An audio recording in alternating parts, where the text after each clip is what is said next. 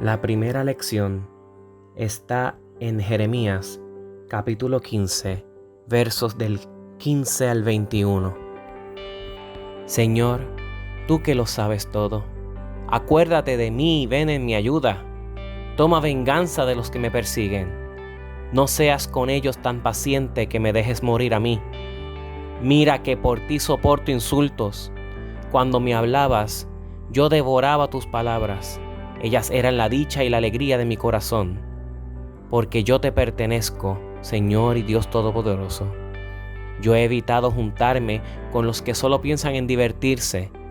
Desde que tú te apoderaste de mí, he llevado una vida solitaria, pues me llenaste de tu ira. ¿Por qué mi dolor nunca termina? ¿Por qué mi herida es incurable y rebelde a toda curación?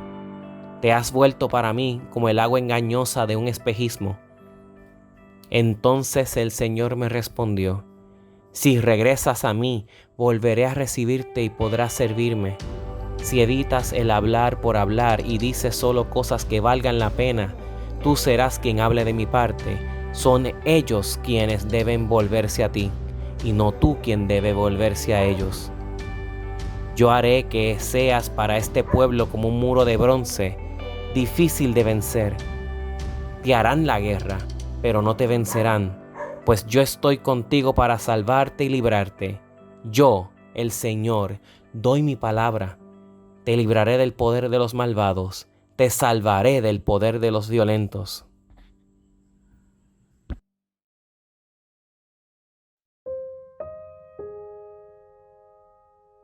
Señor, hazme justicia, pues mi vida no tiene tacha. En ti, Señor, confío firmemente. Examíname, ponme a prueba. Pon a prueba mis pensamientos y mis sentimientos más profundos. Yo tengo presente tu amor y te he sido fiel. Jamás conviví con los mentirosos, ni me junté con los hipócritas. Odio las reuniones de los malvados. Jamás conviví con los perversos. Lavadas ya mis manos y limpias de pecado, quiero, Señor, acercarme a tu altar y entonar cantos de alabanza y proclamar tus maravillas. Yo amo, Señor, el templo donde vives, el lugar donde reside tu gloria. Gloria sea al Padre y al Hijo y al Espíritu Santo, como era en un principio, es ahora y será siempre, por los siglos de los siglos. Amén. La segunda lectura está escrita en la carta a los Romanos, capítulo 12, versos del 9 al 21. Ámense sinceramente unos a otros, aborrezcan lo malo y apéguense a lo bueno. Ámense como hermanos los unos a los otros, dándose preferencia y respetándose mutuamente. Esfuércense, no sean perezosos y sirvan al Señor con corazón ferviente. Vivan alegres por la esperanza que tienen, soporten con valor los sufrimientos, no dejen nunca de orar.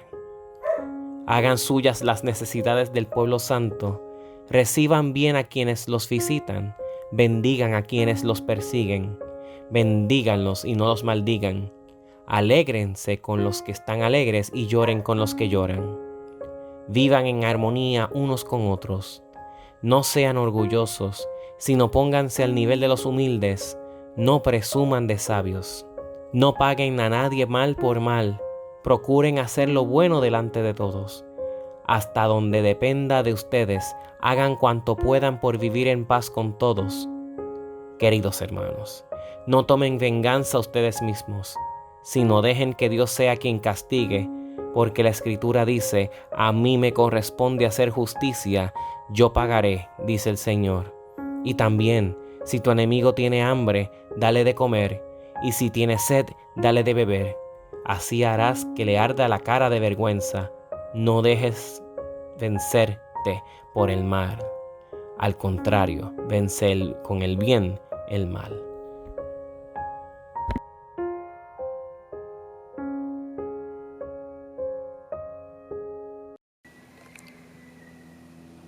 Dios les bendiga en esta mañana. Vamos a compartir el mensaje de esta mañana en Mateo capítulo 16, versos 21 al 28. Leo así la palabra del Señor.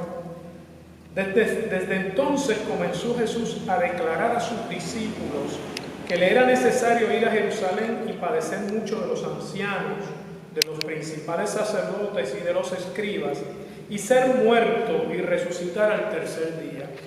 Entonces Pedro, tomándolo aparte, comenzó a reconvenirle, diciendo: Señor, ten compasión de ti, en ninguna manera esto te acontezca. Pero él, volviéndose, dijo a Pedro: quítate delante de mí, Satanás, me eres tropiezo, porque no pones la mirada en las cosas de Dios, sino en la de los hombres. Entonces Jesús dijo a sus discípulos: si alguno quiere venir en pos de mí, niéguese a sí mismo y tome su cruz y sígame. Porque todo el que quiera salvar su vida la perderá, y todo el que quiera salvar su vida por causa de mí la hallará. Todo el que pierda su vida por causa de mí la hallará. Porque ¿qué aprovechará el hombre si ganare todo el mundo y perdiere su alma? ¿O qué recompensa dará el hombre por su alma? Porque el Hijo del Hombre vendrá en la gloria de su Padre con sus ángeles, y entonces pagará a cada uno conforme a sus obras. De cierto os digo que hay algunos de los que están aquí que no gustarán de la muerte hasta que hayan visto al Hijo del Hombre viniendo en su reino. Y esto es palabra de Dios. En este pasaje, es un pasaje muy particular y muy curioso, porque si nos acordamos, en los versos anteriores que leímos la vez pasada, estuvimos hablando acerca de Pedro como ese confesor acerca de que Jesús era el Mesías. Pedro confiesa y le dice: tú eres el Cristo, ante aquellas preguntas que la gente tenía acerca de Jesús y que Jesús le hace a sus discípulos. Y Pedro, de manera arrojada, le dice: tú eres el Cristo, el Hijo del Dios viviente. Y Jesús le dice a Pedro: eso no te lo ha revelado, no lo sabes por ti mismo, sino mi Padre que está en los cielos te lo ha revelado. Entonces tenemos a Pedro en aquel momento confesando a Jesús como el Mesías venidero, el Mesías que había de venir. Y entonces en estos versos tenemos a Pedro haciendo todo lo contrario.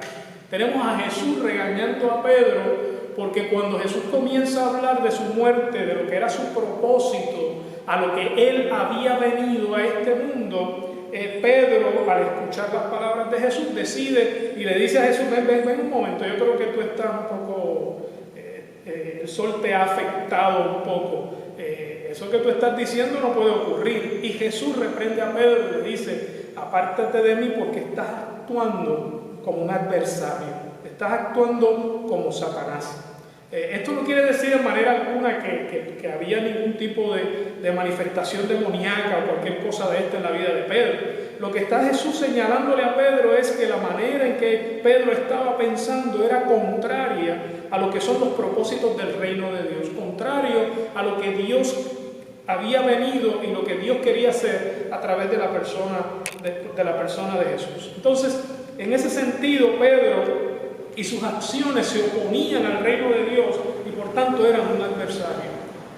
Pedro estaba sencillamente pensando en lo que era el propósito del Mesías venidero, cómo ese Mesías vendría en cierta medida a ser un líder religioso político que traería, ¿verdad?, mucha bonanza y shalom para el pueblo de Israel.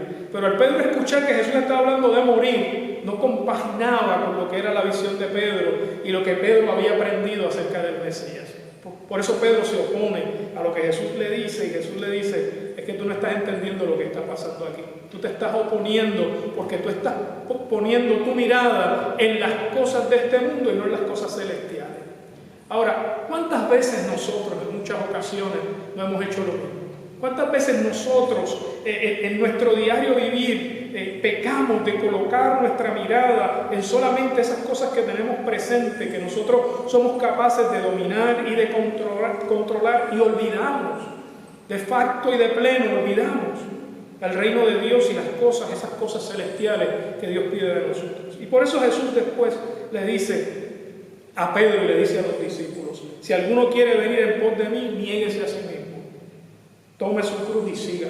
Porque Pedro estaba mirando su propia realidad y lo que Pedro entendía acerca del Mesías. Pedro, como diría Lutero, estaba encorvado en sí mismo, mirándose a sí mismo. teniéndose a sí mismo como el centro, como he dicho anteriormente, de esa interpretación teológica o esa interpretación cristológica acerca de Jesús. Pedro era el centro, su opinión era suficiente, y Jesús le dice: esto no puede estar centrado en ti mismo, Pedro. Si alguno me va a seguir, tiene que negarse a sí mismo.